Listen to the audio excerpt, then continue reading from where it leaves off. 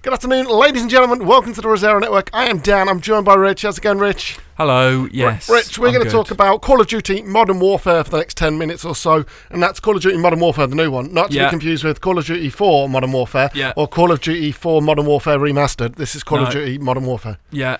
Not confusing at all. Not confusing at all. No. We're just going to talk almost like it's an unscripted review of sorts. We're going to talk about your experiences with the game and see how you got on. Of course, this is the first game in a couple of years where we actually have a campaign back. Yeah. And the campaign, would you say that's the majority of the game? That's the focus, or not really? No. I mean, it was only last year that there wasn't a campaign. So it's Black Ops 4 last year. Skipped the campaign. And instead they had the Blackout Battle Royale. They did, of course, and that's not in this one. No, that's not in this one. That's Battle Royale. Treyarch, right?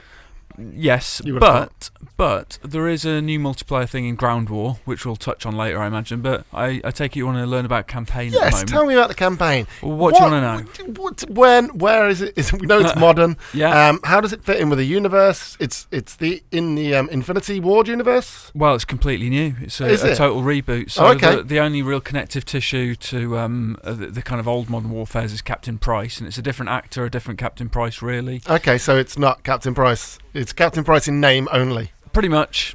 Same kind of character. He's still an SAS guy, still gruff. He's got majestic facial fuzz. Of course. And you play as basically his right-hand man, a fellow called Garrick, Sergeant Garrick. So they've retconned a lot of the characters from the original. So no Soap McTavish and yada yada yada.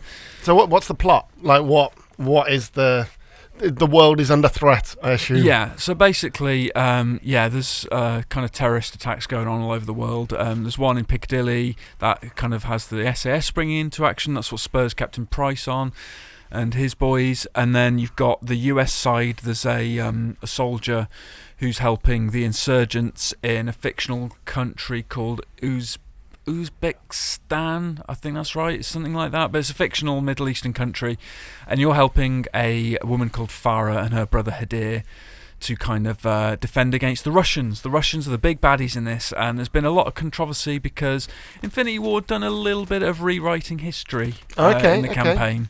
Okay, but to make the Russians seem worse than they are. It's a fictional thing, so It is a fictional story, of course. I mean, the fact that it's a fictionalised nation as well kind of helps that, but if I were Russian, I wouldn't be too happy with the portrayal of Russians in this game. But the campaign is good fun nonetheless, if you can ignore, those aspects of it. Is that the only controversy in it? Because there was a lot of talk beforehand, and in the office there was a little bit of controversy elsewhere, right?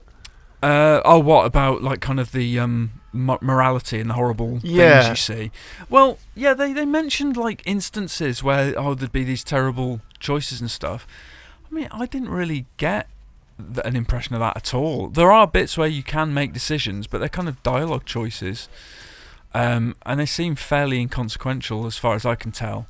But I mean, the campaign strengths aren't that kind of stuff and the kind of things that Infinity Ward hyped up. It's just the way the narrative is delivered. It's just really tight. It's really kind of well-spun story. It's got a lot of really great moments, like there's a raid on a house in Camden, which is really cool. It's like entirely behind night vision goggles, so it's all that kind of green filter. Okay. And it's just this small little house. You're going up the stairwell with your team, and it's just really, really tense, and it's really, really well put together. And it's those moments like that that just make it, like, really stand out as something quite special, I think. So what about, like, bombastic set pieces? Because that's what Call of Duty is known for. I mean, there are some of those, yeah. Most of them kind of start quiet and build up a bit of the tension, and then it'll kind of all come to a head. There are quieter moments. There's a cool sniping mission that you do with Farah. I always find those, especially in the Infinity Ward games, like some of the most memorable missions are the ones where you're stealthing. Like, what was it? Was it COD 4 where you're stealthing? All gillied up. Yeah, of course it was all gillied up. Yes, of course it was.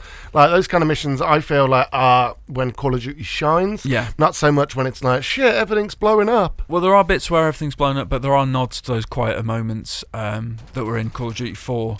So there is a little nod to all gillied up where you will be following an NPC and kind of doing a bit of stealth. And there's also kind of a nod to the shock and awe mission with the ground death from above. Sorry, with the the bombing one. The bombing one, yes, yeah. I can't say. Yeah, you know the one where you're overhead and you're hitting targets from above. So yeah, there's some good stuff in here. Good variety. It's a good campaign. Good variety. Well executed. Controversy aside, of course. Is it worth the money alone just for the campaign? Because a lot of people... I've not played a Call of Duty since... Well, actually, I can't remember. It's been a lot of years. And I love I used to love the Call of Duty campaigns. Maybe not. I mean, it's 5 to 6 hours, and it is a really good campaign. It's really memorable. This is a good Call of Duty campaign. Would I pay 60 quid or whatever it is, 55 quid, just for the campaign? Probably not. Is it one of the best campaigns? It's definitely one of the better campaigns that have been in recent years, for sure. Like, if you had to rank it somewhere, where would you put it up there with COD 4? I think I'd kind of put it, second place behind COD 4. Oh, really? Ahead of Modern Warfare 2? Ooh. Modern Warfare 2 all right, maybe not. Maybe I'd put it third behind Modern Warfare 2. Better than Modern Warfare 3? Yeah. Okay. Yeah. I think that's where I'd rank it personally. And of course, Call of Duty isn't just, well, for most people, isn't about the single player. Well, it couldn't have been last year. No, it wasn't. And we've got a shed load of multiplayer options as well. Yep. So the usual modes, the usual death. Deathmatch, team deathmatch, free for all, domination, search and destroy, kill, confirmed. They're all in there. Yeah, they're joined by gunfight, which is a cool little 2v2 kind of more infinite close quarters affair. Is it gun game, the one where you upgrade your guns? Yeah, that's gun game. That's not in this one, I don't think. When was the last time that was in it? I used to enjoy that one. Yeah, no, that was good. I can't remember. I remember really getting into that in Advanced Warfare. I really like that.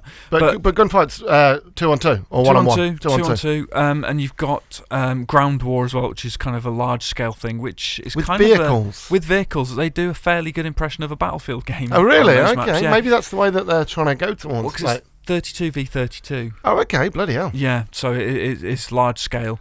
I didn't have the most fun with that, though.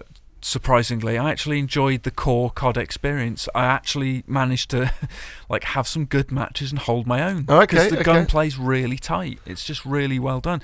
The only problem is there are a lot of hiding places on the new maps, so camping is rife. Yeah, you don't Is Call of Duty associated with camping? I didn't think it was. I associate Call of Duty with running around just being a madman.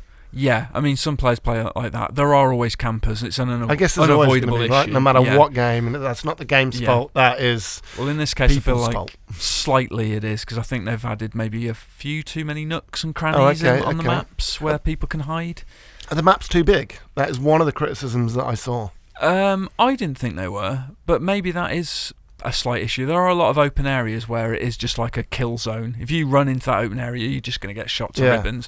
So I mean, you've got to play smart, I suppose. But if I can play it and rack up a few kills, anyone can. Because I'm awful. So so it's good basically. I enjoy New year, same shit, different year kind of thing. No, well, yeah, I guess not same shit. Like, not saying it's shit, but just same stuff. Same stuff, but I would say this year more than in recent years, I've really quite enjoyed it and been getting into this one. What makes it better than, say, Black Ops 4's multiplayer? I guess the classes have been removed. Yeah, people didn't like those. It's almost a core Call of Duty experience. Yeah, I mean, you've still got echoes of that in the field upgrade. So you still, if you press the left bumpers, you've got a field upgrade ability on cooldown. So the basic one is you can deploy a drone that will fly around, and you can mark enemies with it. But there are others you can unlock. Okay. So there's an aspect of that, but it's not the same. Which I've not played a COD in a while. Is there regenerative health? Yes, it is. That's in there. Was that the last one or the one before? The health packs. Yeah, there was one where they added health packs, wasn't it? World War II? Yeah, I think it was. Yeah, I think you're right. Yeah. Of course, Spec Ops mode is back. Spec Ops mode is back. I can't remember the last time there was an actual kind of Spec Ops mode. If memory serves, I think it's possibly Modern Warfare 3. It's got to be, right? But so same kind of setup there. Well, you've got missions now that are a narrative postscript, so they're kind of an epilogue. So after the story, you're like, go and play it. Spec Ops for more. Okay. So there's a handful of missions there that are kind of supposedly picking up where the story left off. And then you've got classic Spec Ops, which is your standard, wave-based, kill all the stuff, and that's all well and good. If you're on PS4, you get survival a year ahead of everyone else as well. What is survival? But everyone gets Spec Ops. Well, I think it's just stay alive for as long as you can against endless waves, I imagine. I didn't actually play that part whereas because I was on Spec Ops has Xbox. an end point. Yeah, there's a finite number of waves, I think, right? So I might be wrong about that, but because I didn't play the survival, like I say, I didn't have the PS4 version. Yeah, but that's coming October 2020 if you're interested and you're on Xbox and PC. But no, Spec Ops is good. It's really solid. It's very hard. Even if you've got a team all kind of working together, it's still quite tough. Yeah, you've really got to coordinate and pull your weight. If you've got one player who isn't doing their job, forget it. Basically, it's really hard. So but as enjoyable. a package, then Rich, you highly recommend it. Yes. The actual proper review is on the sites, Xbox Achievements, PlayStation Trophies. So you can go and read Rich's words. But in the unscripted world that we're in now, Rich, sure. Sum it up in 17 and a half words. I'll try my best. All right. So I know it's cool to love to hate Call of Duty, but set those things aside, and I think you'll really enjoy Modern Warfare. It's a really well-made reboot, and I thoroughly enjoyed it. Well, there was no half word in there, Rich. There wasn't. I really enjoyed it. I really enjoyed it. I really enjoyed it. But yeah, folks, thank you very much for joining us. Don't forget to like, comment, and subscribe, and we'll see you next time. Cheers, folks. Bye. Bye.